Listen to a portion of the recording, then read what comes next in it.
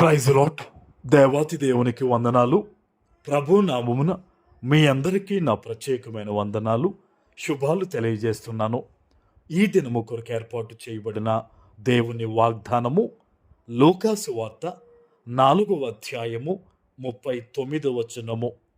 ఆయన ఆమె చెంతను నిలవబడి జ్వరమును గద్దింపగానే అది ఆమెను విడిచెను. వెంటనే ఆమె లేచి వారికి ఉపచారము చేయసాగెను. దేవుని నామానికి మహిమ కలుగునుగాక. ఈ ఉదయకాల సమయంలో సర్వ సృష్టికర్త అయిన నీ తండ్రి నిన్ను ఆశీర్వదించి గొప్ప వాగ్దానాన్ని నీకు అందిస్తూ ఉన్నారు. హల్లెలూయా. ఆనాడు సీమోను అత్త భయంకరమైన జ్వరంతో బాధపడుతూ ఉంటే ఆయన దూరంగా ఉన్నాడా, దగ్గరగా ఉన్నాడండి? ఆమె చెంతన ఆయన నిలవబడ్డారట. హల్లెలూయా, హల్లెలూయా. ఈరోజు ఇంత గొప్ప వాగ్దానాన్ని దేవుడు నీకు ఎందుకు ఇస్తున్నాడో తెలుసా? బహుశా నీవు ఒక రోగముతో ఉన్నావేమో, ఒక ఇబ్బందితో నలిగిపోతున్నావేమో, ఒక శ్రమలో, ఒక వేదనలో నీవు ఉన్నావేమో. ఈరోజు ప్రభు చెప్తూ ఉన్నారు, నేను నీతోనే ఉన్నాను అని. హల్లెలూయా. ఇది సజీవమైన దేవుని వాగ్దానం. ఇది నా ప్రభు ఈరోజు నిన్ను ఆశీర్వదించి నీతో మాట్లాడుతున్నారు. ఆయన నీతోనే ఉన్నారు. ఆమెన్. ఆనాడు ఆ తల్లి పక్కన దేవుడు నిలబడ్డారంటండి. నిలబడి దేవుడు ఊరకనే చూడలేదు.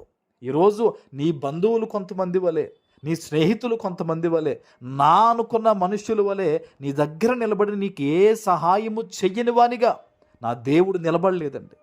దేవుడు చెప్తున్నాడు, ఆమె జ్వరాన్ని దేవుడు ఏ విధంగా అయితే గద్దించాడో, ఈరోజు నిన్ను ఇబ్బంది పెడుతున్న ప్రతి పరిస్థితిని కూడా నజరేయుడైన యేసయ్య నీ తండ్రి గద్దించబోతూ ఉన్నాడు. Amen, amen.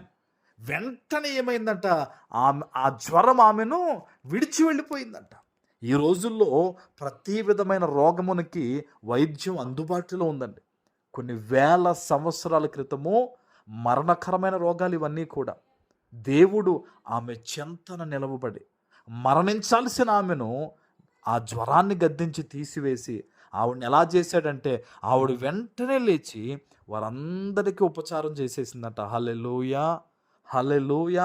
నువ్వు అనుకుంటున్నావు ఈ ఇబ్బంది ప్రభువా చాలా పెద్దది ప్రభువా, చాలా పెద్ద సమస్య ప్రభువా, చాలా పెద్ద కష్టం ప్రభువా అని నువ్వు అనుకుంటున్నావు, కానీ దేవునికి కనురెప్పపాటు అంతే. హల్లెలూయా, హల్లెలూయా. ఈరోజు ప్రభు నీ జీవితంలో ఆ ఇబ్బందిని తొలగించులాగున ఈ వాగ్దానం ఎత్తిపెట్టి ప్రార్థన చేయి.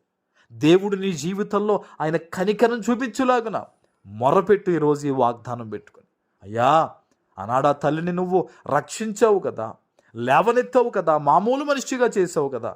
ఇదిగో ఈరోజు మానసికంగా ఇబ్బంది పడుతున్నాను, బిడ్డల విషయంలో బాధపడుతున్నాను, భర్త విషయంలో, భార్య విషయంలో, పరిస్థితుల విషయంలో నలిగిపోతున్నాను ప్రభువా, నన్ను మామూలు మనిషిగా చేయి తండ్రి.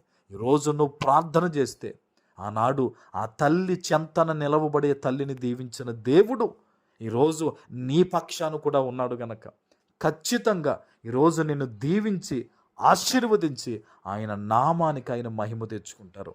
ఆమెన్. ప్రార్థన చేసుకుందాం. పరిశుద్ధుడా, ప్రేమ కలిగిన తండ్రి, మీకు వందనాలు. ఈ ఉదయకాల సమయంలో మీరిచ్చిన ఈ గొప్ప వాగ్దానము ప్రతి బిడ్డ జీవితంలో నెరవేర్చి స్థిరపరచమని యేసు నామమున ప్రార్థిస్తున్నాను తండ్రి. ఆమెన్.